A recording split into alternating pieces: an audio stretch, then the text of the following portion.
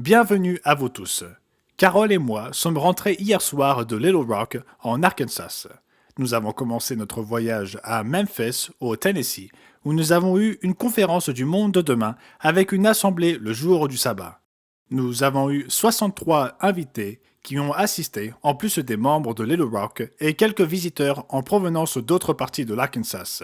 Nous avons eu l'occasion de passer un peu de temps avec nos ministres dans cette région. Nous avons passé la nuit chez M. David Moore. Nous avons vraiment apprécié l'occasion d'apprendre à le connaître un peu mieux. Il est notre ancien local dans la région de Memphis, Tennessee. Nous avons également vu les West, Phil et Angie West, des gens que je connais depuis longtemps. Je les ai baptisés et j'ai célébré leur mariage il y a environ 25 ans.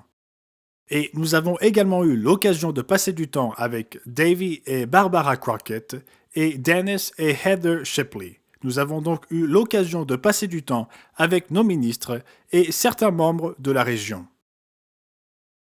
En ce qui concerne les conférences du monde de demain, M. Richard Ames en a tenu une ici à Charlotte, en Caroline du Nord, avec 39 invités.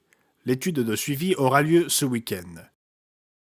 Nous avons eu M. Wallace Smith à Arcadia, en Californie, où il y avait 51 invités, et St. Louis Obispo, où 12 personnes sont venues. Je pense que ce résultat est plus élevé que ce que nous aurions pu attendre, donc une région beaucoup plus petite en termes de nombre de personnes invitées. Nous en sommes donc très reconnaissants et j'ai hâte de discuter avec elles. J'avais l'habitude d'aller à St. Louis Obispo lorsque je vivais sur la côte californienne. Ce n'était qu'à 45 minutes environ et il y avait une belle plage là-bas, mais pas pour se baigner, mais néanmoins, c'était une plage là-bas et nous avions l'habitude d'y aller de temps à autre. J'ai donc hâte de savoir comment l'étude de suivi va se passer à St. Louis Obispo ainsi qu'à Arcadia et à Charlotte. Nous recevons de bons rapports sur les études de suivi du monde de demain qui semblent attirer 2, 3 ou 4 personnes ici et là. Parfois, vous en réunissez plus que cela, parfois vous ne rassemblez personne, mais néanmoins, elles attirent des gens en termes de personnes venant à l'Église. Mais nous sommes très enthousiastes et très reconnaissants de ce que Dieu fait à travers ces initiatives. Nous sommes donc très reconnaissants pour cela. Lui seul peut ouvrir l'esprit d'une personne et l'inciter à agir. Nous pouvons prêcher autant que nous le voulons, mais si Dieu n'ouvre pas l'esprit d'une personne, cela ne se produira pas. Nous sommes donc très reconnaissants pour ce que Dieu fait pour nous dans ces domaines. Au total, nous avons eu 165 nouveaux invités le week-end dernier, en plus de ceux participant aux études de suivi.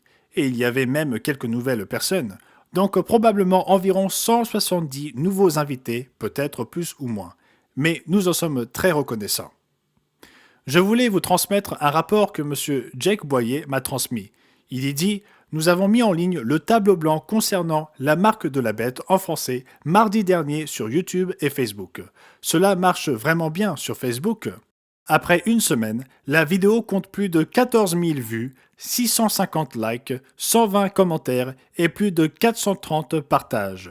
N'oubliez pas qu'il s'agit du français et qu'il y a un contingent moins important de francophones dans le monde. C'est moins significatif que le monde hispanophone en termes de résultats dans l'œuvre qui sont accomplis dans cette langue, mais c'est très encourageant. Nous faisons de grands progrès dans ce domaine. Nous prévoyons d'afficher un autre tableau blanc opportun en français mardi prochain. Ce sera donc mardi prochain. La version originale en anglais de ce prochain tableau blanc a été postée la semaine dernière sur YouTube. Nous espérons que cette vidéo sera également un franc succès en français. Et puis, il souligne que le communiqué pour le monde de demain, la vidéo que j'ai faite plus tôt ce mois-ci sur l'impact de l'invasion de l'Ukraine par la Russie en Allemagne et en Europe selon la prophétie, en d'autres termes, une analyse sur l'invasion de l'Ukraine par la Russie et son impact sur l'Allemagne et l'Europe d'un point de vue prophétique, cette vidéo a été enregistrée le 4 mars et a été doublée en français. Elle a été vue plus de 180 000 fois en français et a généré 2000 likes, 2000 partages et 750 commentaires. Donc ces communiqués pour le monde de demain fonctionnent très bien et M. Dissemon et M. Boyer et d'autres espèrent que nous pourrons en faire plus. En fait, l'équipe de télévision est passée au bureau. Il y a une petite pièce à côté de mon bureau et nous allons y installer un studio, ce qui facilitera un peu les choses. Je n'aurai pas à réorganiser mon bureau ici à la maison et nous pourrons faire quelque chose de différent de notre studio habituel. Nous espérons donc en réaliser davantage. Nous espérons développer l'audience que nous avons sur YouTube et Facebook. C'était Gérald Westen pour l'Église du Dieu vivant pour la semaine se terminant le 26 mars 2022. J'espère que vous passerez un merveilleux sabbat.